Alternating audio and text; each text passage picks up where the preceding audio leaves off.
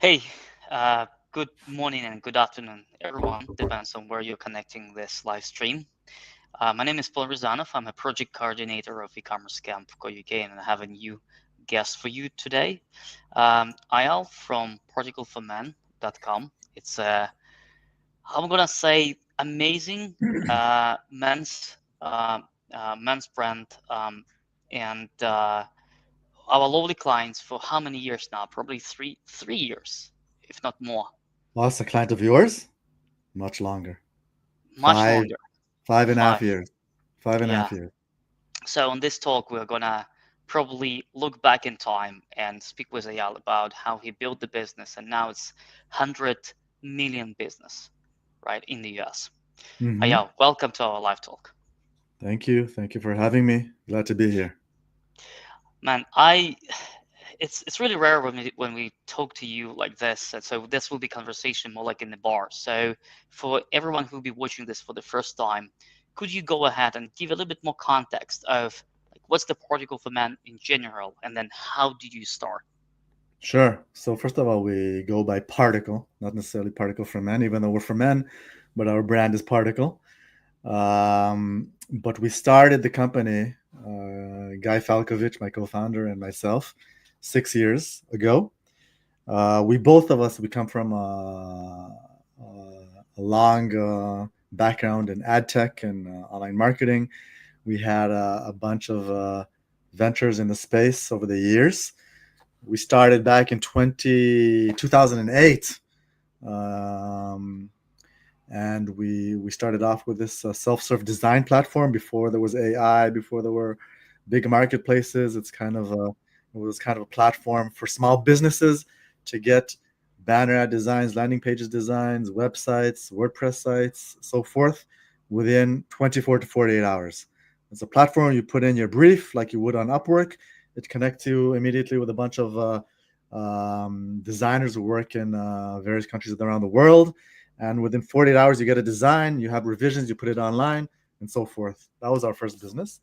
And then over the years, we rolled into ad tech and DSPs, which were display ads back in the day for small businesses.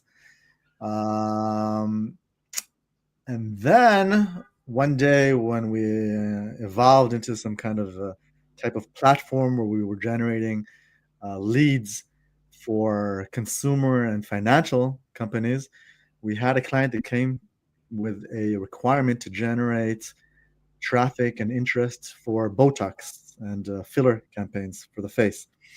And it was a campaign for women. And we did the whole campaign and we put in female models and female content. And we launched the campaign. And then we saw, oh my God, about 20% of whoever's leaving the information are men, even though we're talking to women. And then we realized, okay, there's an untapped market. Men need a solution and they don't have one. They want to look good, they want to take care of themselves, they want to look young, but there's no brand that's really talking to them. And that coincided with the fact that we both turned 40 at the time. We were also kind of, okay, time to take care of our skin, time to, worry about those eye bags and wrinkles. We went to the drugstore. We're looking around, and we spoke to the person at the store. They didn't really know how to help us. We had no idea what the hell hyaluronic acid means, or collagen, or retinol. We're too simple for that. So, coupled with that opportunity, we realized, okay, we really should create a solution, a brand that talks to men. We realized there's this blue ocean where the women's space is completely, packed with tens of thousands of brands. No one's talking to men. If I ask you now, name three brands in the beauty space, in the cosmetic space, skincare space that are for women. Easy, right? Nivea, L'Oreal, whatever. If I ask you to name a couple of skincare brands for men, like what? Nothing. I think maybe Gillette, but that's shaving, right? So we said, okay, there's an opportunity here, and we launched it 6 years ago. Bootstrapped completely, just two of us with two laptops. We found the best formulator we could find, the best chemist. Created this product. The first product was the face cream. launched in June 2019, and now we have about 20 SKUs. Like you mentioned, we're at about $100 million in revenue, profitable from day one. We didn't raise a single dime, and we're continuing to grow. And we've conquered the U.S. market. We're also in the UK market. Um, Huge number of repeat customers. We have 1 million men using our products. And that's just the overview, but I'm happy to go into details of whatever you want to know. What I like about this is like every single live talk that we have here, and guys, if you want to watch the previous episode, you can always do it on e-commerce camp UK. There is always aha moment. So for you, this aha moment was the launch of this campaign for your clients eventually, right? So that's great. But I'm kind of, and I'm dealing with a lot of e-commerce websites, and there's tons of people who want to dive into the beauty brands. I can only say, just like recently I had the conversation with like activedrip.com guys, they just trying to get into the space.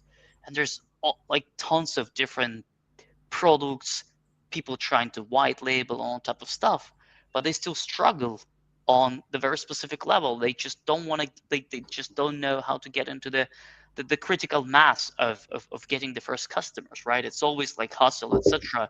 And in landscape, it's more competitive nowadays. Do Right. you, for our customers, if you remember the first step, how did you grow from like 0 to 50K, like 50K to, I don't know, 100K? What was the most challenging, and what do you believe helped you to to to to kind of to go and upscale it? Sure. So first of all, it's really goddamn hard. Okay, and it's only much harder today to build a beauty brand from scratch today in this super crowded space. It's really, really, really hard. Not impossible, of course not, but it's harder than it's ever been because of media costs and because of competition and because of being such a crowded market and because almost everything you try to think of that's unique is already out there. But go back 6 years ago, yeah, when we launched, it was a huge headache. We don't know how to talk to men. We didn't know what's the right messaging. We didn't know what kind of ads we should use. Our Facebook account, our Meta account, was being dropped all the time by Meta for policy issues and for whatever. That was, a period, especially in beauty and skincare. It's kind of a space where Meta tries to be extremely careful. So if you're a newcomer, they'll just remove you from the platform. So then it's you have to keep contacting Meta and trying to reinstating your account for 6 months. That's all we did. Um, but look, there's no magic and there's no secret and there's no formula, but we're relatively unique because we're talking to men and because there isn't a competition. So we needed to fine tune our messaging all the time.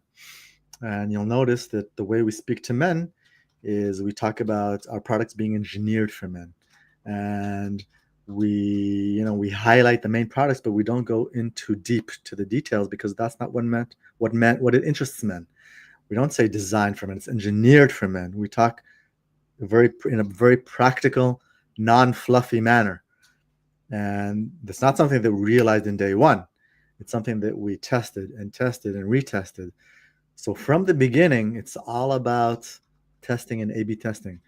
And I think one of the most important things when you have a vision or launch something is also understand and realize that you know nothing. Whatever we think we know is probably incorrect. And we have to put our egos on the side and our predetermined, ideas and thoughts of what should work, what shouldn't work, and all these concepts that we've built for years doesn't work. The ugliest ads sometimes work the best. The ads that are not polished and there may be even a bug in the way it's edited can work better because it looks more authentic. The messaging that you think is the right way to speak is completely, thrown to the garbage. We know nothing, and once we accept that, then you're already on the path to success because you need to let the data speak, right? And Sometimes when you're in a room and you're having conversation of brainstorming and what you want to do. So I think there's this saying. Um,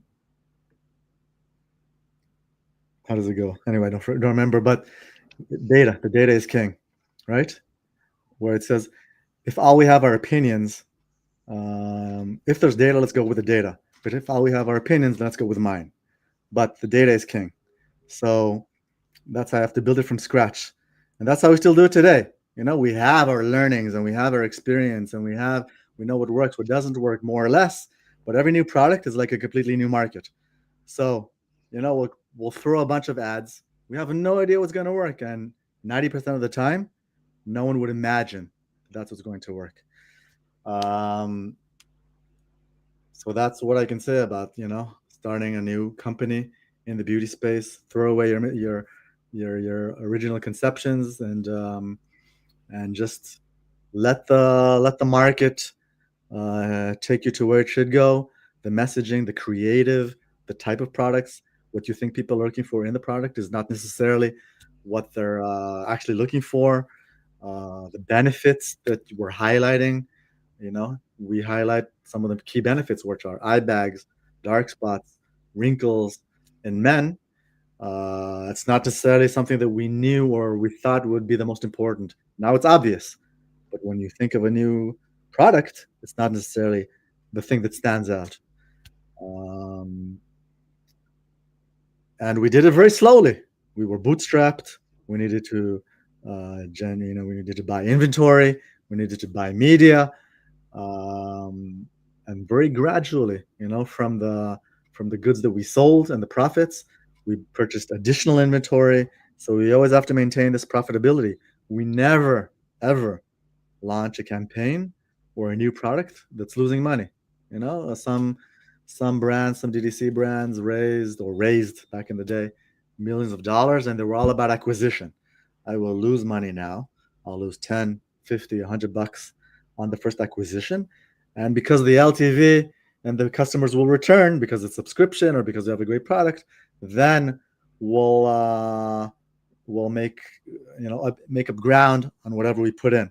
That was never our philosophy, especially in the beginning when you're a small business and you don't want to bleed. Always maintain your profitability, even if it means kind of preventing extreme growth, because you want to have a healthy business.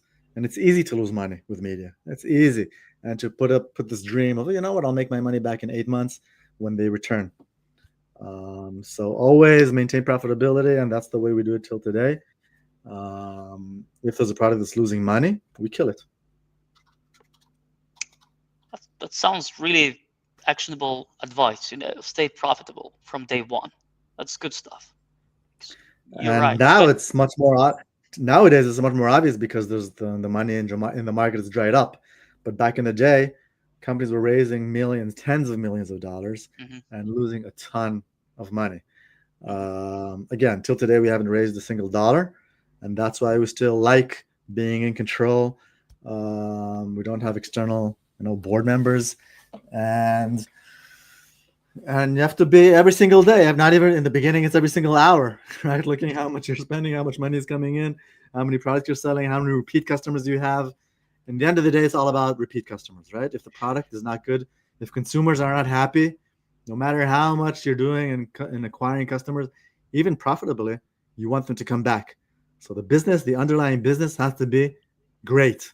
If you don't have a 30, 40, 50% repeat rate, you're out of business because you can't scale up. So it's all about the lifetime value of the customer. But if you do have to sacrifice your profitability from day one, sacrifice 1 month, 2 months. Otherwise, it's too risky. And if you're the company that's trying to raise money, VCs know this. They want healthy, strong, profitable businesses. And the ones that weren't and raised a ton of money, they're gone. We don't hear from them anymore.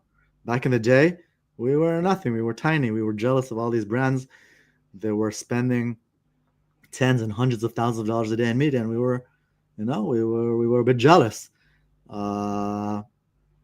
Many of them don't exist anymore. In terms of marketing campaigns, you guys run it by yourself, or you've got an Everything in house, agency? all Everything's in. house. Okay, So we do all got the digital. We started with an agency it. originally, but it's such a core part of your business, right? For a DDC Hmm. online brand, Hmm. if you don't know how to do media, forget it. It's just like no one else is going to do it as well as you do it. No one else cares about your budget as much as you do. So if you don't know how to buy media, create ads, test ads, do A/B testing, do manage your CRO, conversion rate optimization, landing pages, product pages, email marketing, sign up forms, the whole process from A to Z, you won't succeed. Especially because the margins are so thin in our industry. Because we want to scale up, and the media is so expensive and becoming more expensive. If you drop from a 10% margin to a 4% margin, that's it. You're out of business. So every single percentage point, decimal percentage point, is critical here. And the only way to do it properly is if you know how to do it in-house with your own team and manage every single dollar as if it's coming from your own pocket, which it is. Um, If I would we be starting my own just beauty a, just brand, a, was yeah, that go. just a caveat? We do have an agency who manages our TV because we spend a ton of money on linear TV, between 100 to $200,000 a day, only on TV, on ESPN, CNN, MSNBC, Fox News, and so forth. And that's old school. You need to talk to the people at ESPN and send emails and faxes and whatever. It's like super old school. So that's something we can do in house. We manage the agency from in house, but for linear TV, which again works great for us, you have to have someone that knows what they're doing and has been doing it for 30 years before the internet existed. That's I think you have a great benefits of you being a guy who managing the advertisement for someone else. So you've got a great expertise with that. That's the why it was successful for you. If I would be starting my own beauty brand right now in a different, like, does not really matter, not needs to be for men, but in general, right? What would you recommend me to take as a number one channel, number two, number three? Where to put my money? It's still meta. It's still number one, right? I mean, it's still the Not biggest. not not even TikTok. Not for us, where Not we for you. target Okay. men. We Okay. target older men. Mhm. Um, we do have a couple more brands that we're working on right now, Mhm. but which targets a younger audience. Mhm. And from my conversations with all the DDC brands who all work in the space, 99% of them is Meta. Meta. Mhm. TikTok works, starting to work. TikTok shops works a bit, still on a fractional scale compared to Meta.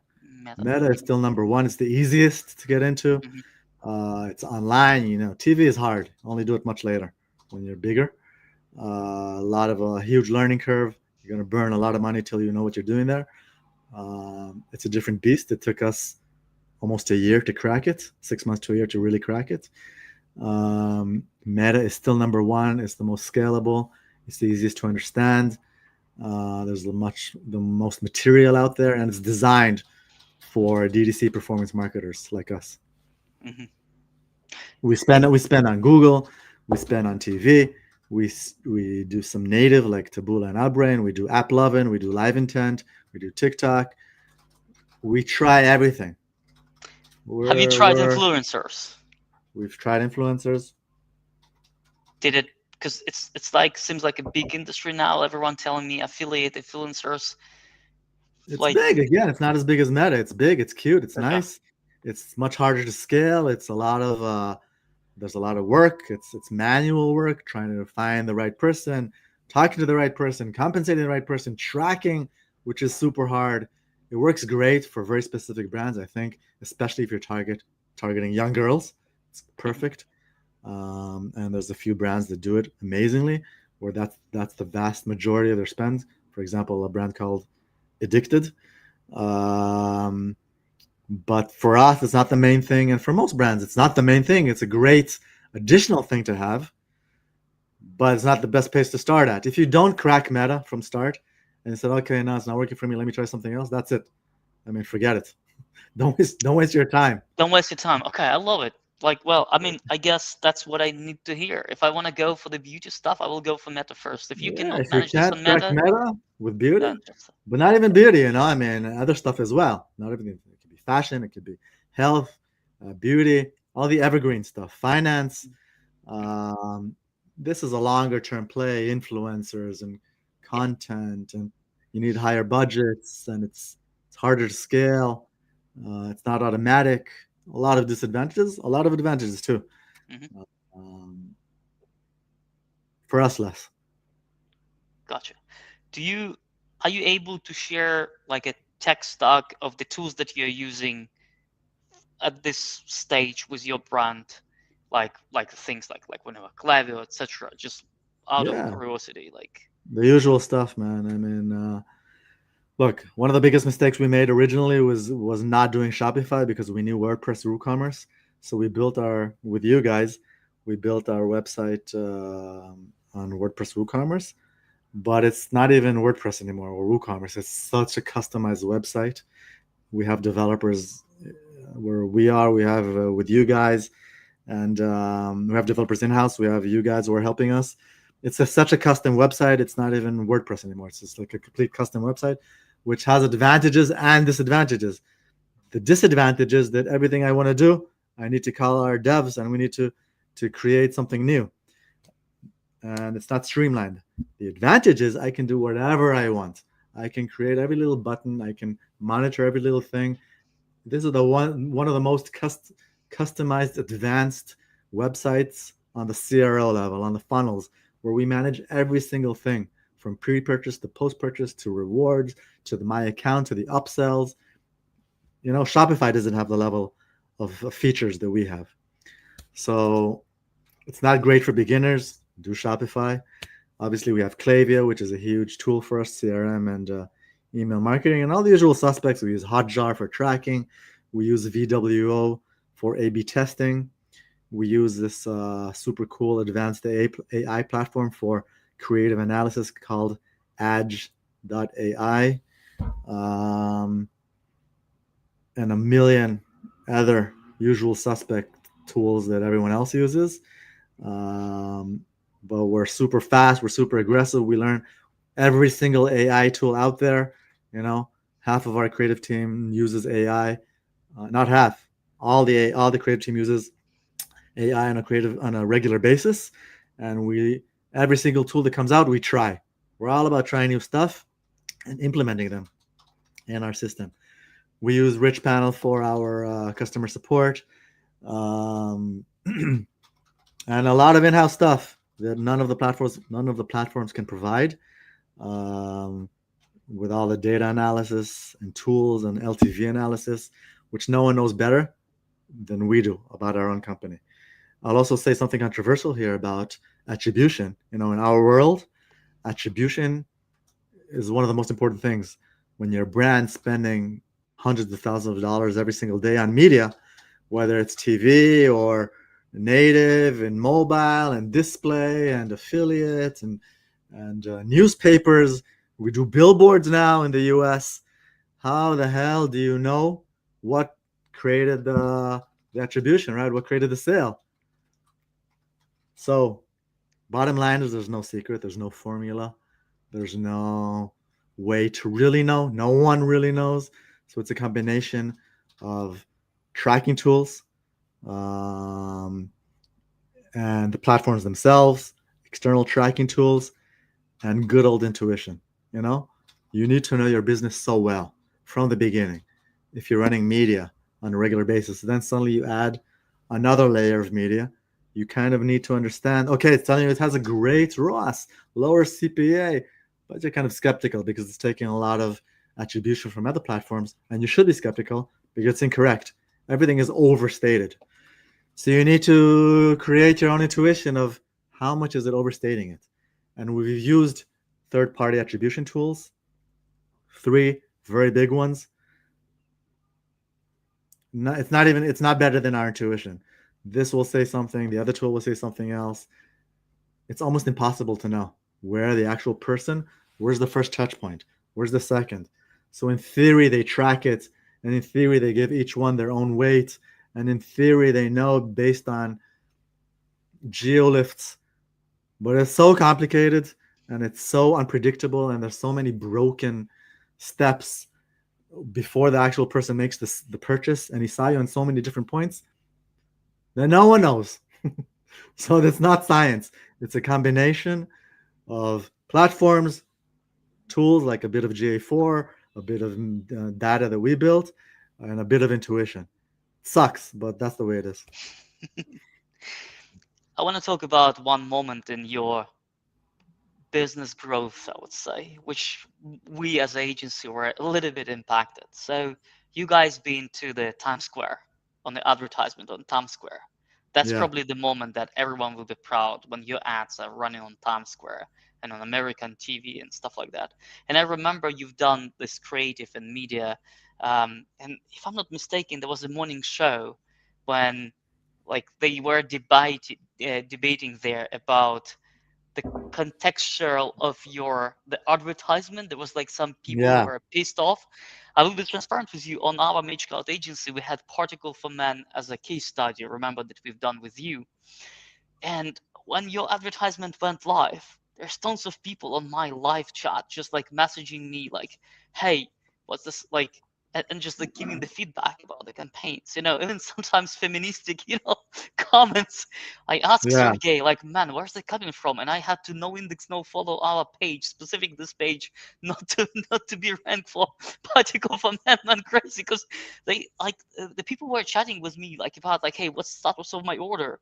I was like, gosh, like, and I'm kind of messaging them to our chat about yeah, that. So, but I think this advertisement, the creativity and the noise, or I don't know if it's right word to say noise, but like a lot of like movements around creativity in your TV became the foundation of probably the huge growth of the business. Like people were talking and impressed. How do you get the creativity in place? You said you're using AI, but is there any like silver bullet about like getting the creative out? I know you said testing, but like this TV yeah. advertisement was exceptional. Tell True, me more about that. true. So first of all, testing online is easy. Testing on TV is hard. Every single spot, it can cost you $5,000, $10,000.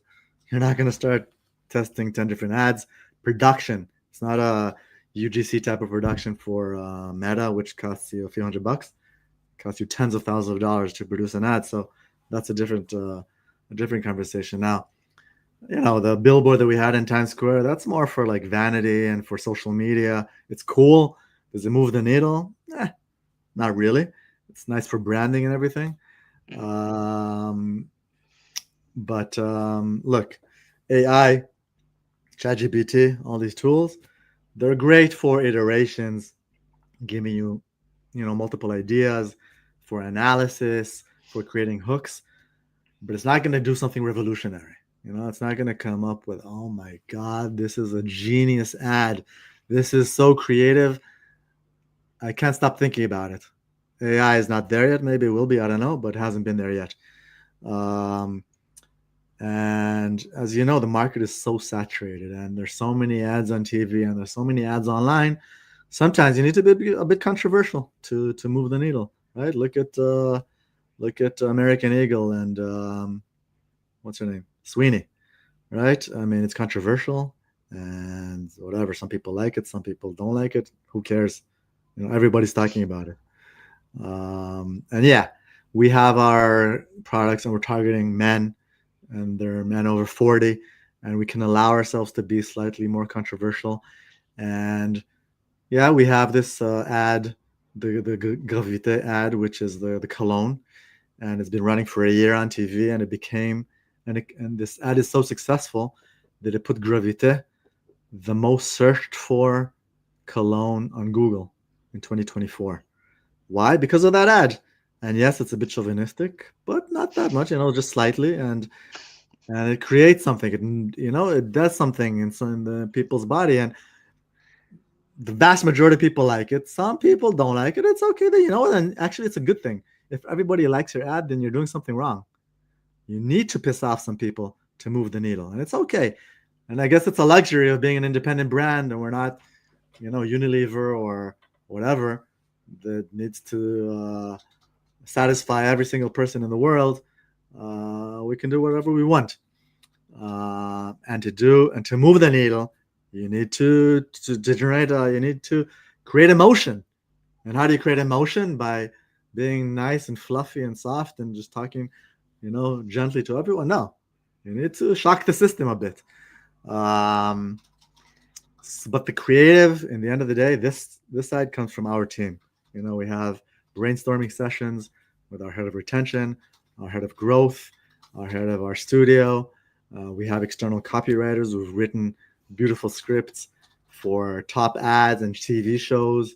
So it's a combination of brainstorming over many months to fine tune the creative, especially if it's for TV. We have a billboard campaign right now in the US, which we're testing. Super hard to measure.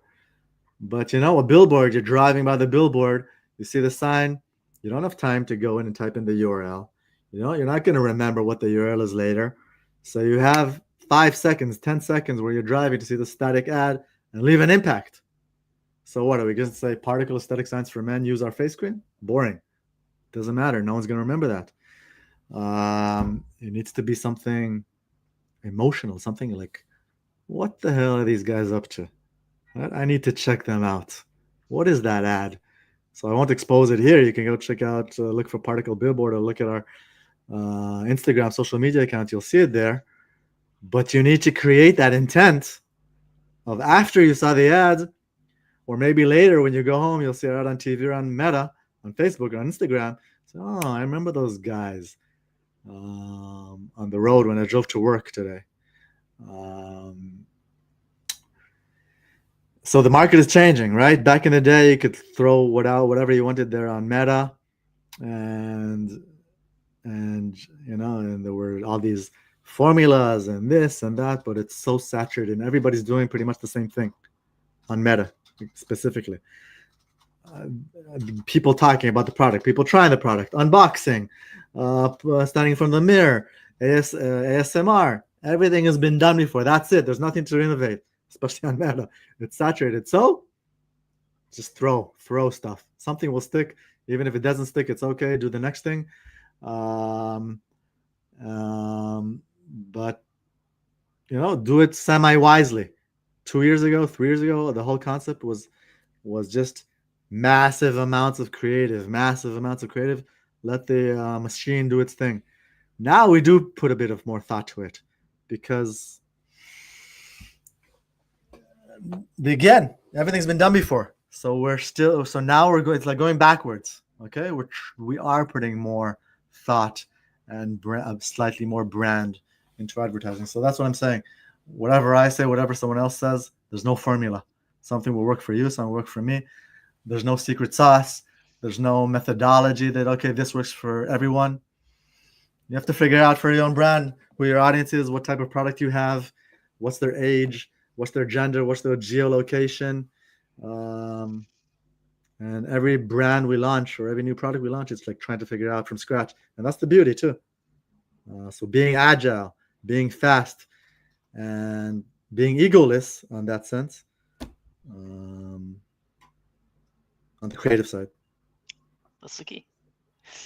I want to cover one more topic in this case. In our talk, you started with your co-founder. You started VC firm, which is Fairlast Capital, right? Fearless, right? And yeah, so it's what was the reason to start and what this all about?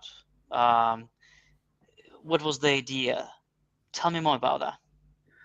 So we know the consumer space really, really well, from online to offline to TV. It's what we've been doing for 6 years. There are not a lot of teams in the world, I think, that do as a good job as my team does in terms of retention, in terms of media and growth, and creative, and customer support, and everything. Right? There's all these different branches, in starting a DTC brand.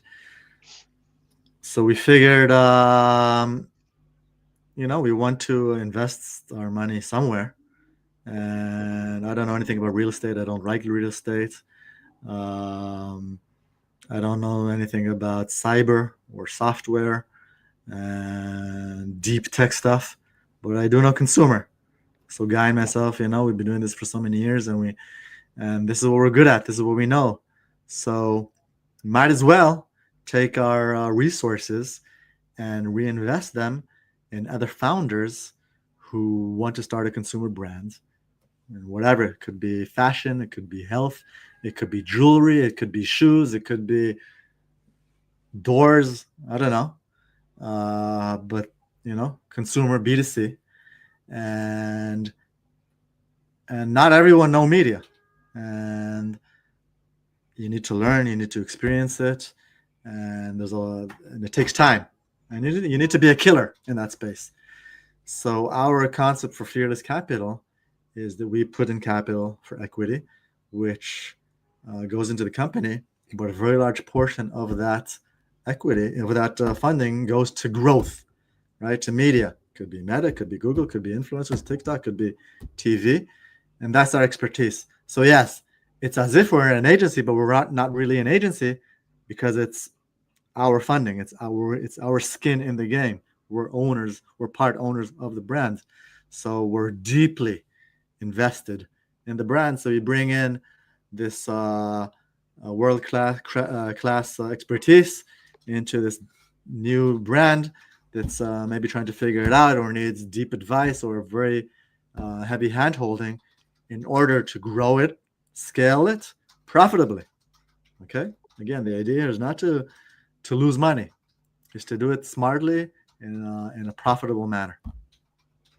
So that's I like Fearless this. Capital. Um, yeah, Well, I like this idea. I mean, it's definitely not a new idea. I do have a couple of other people in Denmark who's trying to do the same. yeah, By growing their own brand, they became like a pretty much like a farm for the smaller brands, and then they utilize the audience that they've built by monetizing them through the other products and stuff like that. yeah, So in the practical space, let's say, so if I'm a startup in the beauty industry, right, not exactly competing with Particle as a whole, but something else, I don't know, like could be different things. Um, what will be the benchmark for me as a company to apply for this, or what probably like what criteria you guys have in your this capital business for the startups uh, to even be considerate to get the funding from you, and not even funding in one game. So I understand it's not just like on like whenever how it's called TV was the Shark Tank. Dragon Den, yeah, Shark Tank, right? So when they give you the money, right? So aside from money, you're also providing the expertise and your media team. So basically, eventually, your media team will run the campaign for this new product, right? So it's not just like, hey, here's my money, like whenever go and spend it the way how you want it. No, you guys control under your umbrella everything. So Yeah, the chance of success will be 10x more than just give money away. But again, if I want to grow, what the criteria for my startup or my brand should be? How many clients? How much traffic? yeah. Profitability? Whenever. So first off, we have to have a unique product, right? In the consumer space, something that he at least has some kind of value proposition that doesn't exist in the market. Number two, I don't care. You can launch already. You don't have to launch. Um, you can have customers. You don't have to have customers. Um, and you can have great retail experience. But like if you're a master in online and you haven't made it, then there's nothing I can offer you. But if you have a business that you're about to launch, or a consumer business that you've been working on, a consumer business that you launched, it's not working, it's not scaling because whatever, it's just the CAC is too high, the ROS is too low. Maybe it's been running for a while now and it's in decline.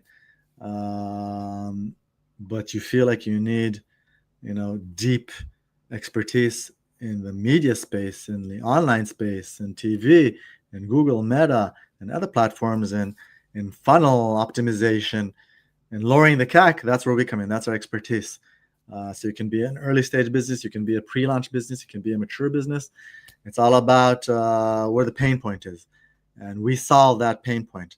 So we're not going to go into a business that's generating 20, $30 million already. That's not our thing, because you're probably successful, and if you're not successful, then just scale down a bit and do your thing. But in the consumer space, when you're doing media, you have to have huge margins. If you're at a 40-50% margin on your cogs, it's too hard to do it profitably, because the media is so expensive. If your AOV is 10, 20, 30, $40, it's too low because of the media costs. So you need to have a very healthy AOV. You need to have a very healthy margin on the cogs, and needs to have wide appeal. It can't be too niche, because then it's not interesting. It's not scalable enough. Again, there's no like you have to have this and not this, but there's a certain level of minimums that we need in order to take a look. But if you have something interesting, you just go to fearless-capital.com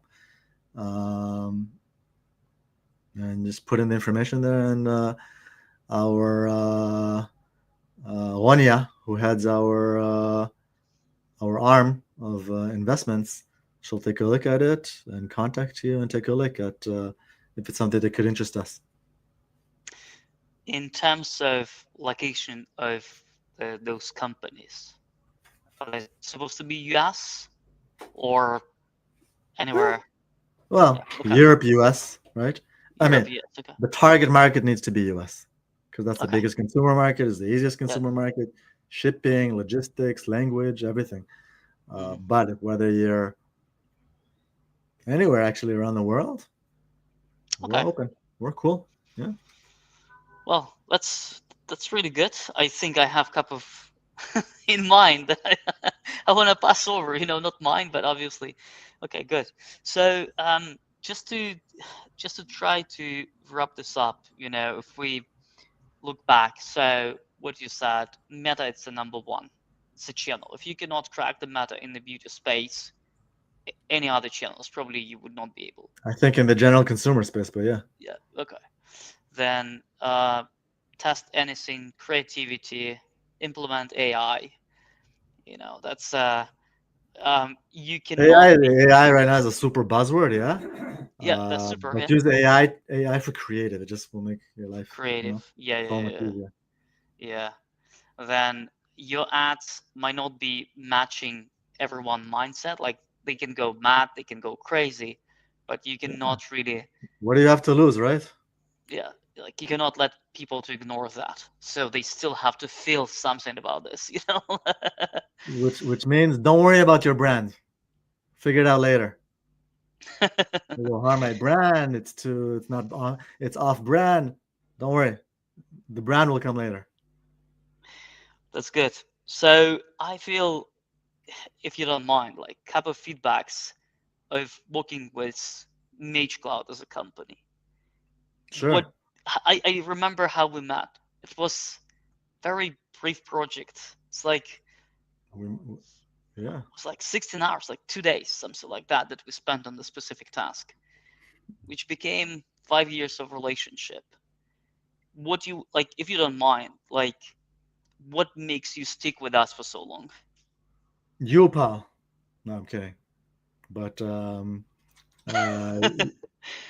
it's your team. Look. I did not place any order, and I'm 44, so now I'm in your Okay. target base. So probably you want to have my money to pay. I should go ahead tonight and place an order. I promise I will do it. I'll give you a discount. I'm fine to pay the full price. So yeah, 5.5 years ago, we had a freelance developer. Was very junior, and as we grew, we needed more custom work and more hand holding. And I'm a product person, but I'm not a developer. We reached you guys through a cold search on the web. Like, do I know you're good? Do I know you're not good? I have no idea. Luckily, you guys delivered fast and efficiently, and we've been working with your team ever since, especially with Sergey since the beginning. who's been a top developer. And working with you guys is just we're never the cheapest, by the way, and it's a good thing. We get much more affordable prices, but you would have to sacrifice quality. So it's worth the price because you're getting top-notch service and professionalism. I can go to sleep. I'm not a developer again. I know that I'm in good hands. I know that I have my developers with you guys. I know that if there's a real emergency, I call up Paul in England and I need to wake him up. He's there for me. He'll hop on a call with our hosts. And we've had crises, multiple crises over the years. And Bodan and Sergey and you and the other team members are always on top of stuff. I can rely on you. And yeah, it just you lower my stress levels dramatically. Uh, I love it. you need it. I should put this as a on all of it. Lower your stress level. Yeah. That's good Use stuff. use Mage Cloud, live longer. Use particle and be. And Particle. Look better with Particle, live longer with Mage Cloud. I love it. I love it, man. Mm-hmm. I'm so happy to have you here. It's been a while when I ask you for this type of talk, and I appreciate you being so open. I appreciate you to come and share the story. It's really inspiring. Like honestly, when I every single time when I talk to the brands, I'm always saying, "Hey, those guys, they just crack it on," because I've seen how you guys fly year over year, and that's absolutely fantastic. So I wanna please next time on e-commerce camp co UK when we have event in the UK next time, I want to see you in person as a speaker, and maybe Sure. next year we'll have a nice, beauty brand day or something like that, even online. Yeah. And I wanna bring you on the stage. So thanks for everyone who listening to this podcast till the end. Feel free to drop any comments and feel free to send feedback. E-commerce scam Koyukai, subscribe to the newsletter. We're not making this super professional. It's just like by e-commerce people for e-commerce people. Come to our event September 26th in Manchester, 2025. And yeah, subscribe to the newsletter for our upcoming live talks, show, and other events. Thanks everyone who was watching. Ayal, appreciate you as always. Thanks, Paul. And I will go ahead and buy now my stuff. Okay, Paul. Take Thank you. care.